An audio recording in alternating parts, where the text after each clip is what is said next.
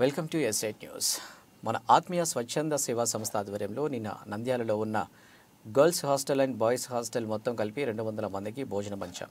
ఈ భోజనాన్ని మనకు అందించిన వాళ్ళు మూలమట్టంలో ఉన్న భీమలింగేశ్వర స్వామి ట్రస్ట్ చైర్మన్ వెంకటరెడ్డి. మిగిలిన ఆహారాన్ని అందించడానికి వారు ప్రత్యేకంగా వాళ్ళు ఒక ఆటో కొనుక్కొని ఎవరికైతే అవసరం ఉందో వారికి ఉచితంగా పంపిస్తున్నారు. మీరు హృదయపూర్వకంగా 2 చేతులెత్తి నమస్కరిస్తున్నాను.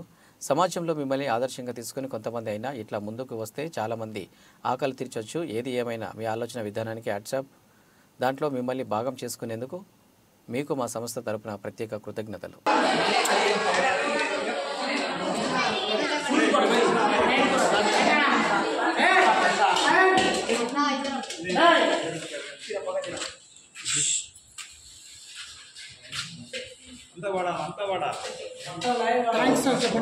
థ్యాంక్ యూ మేడం చెప్పండి.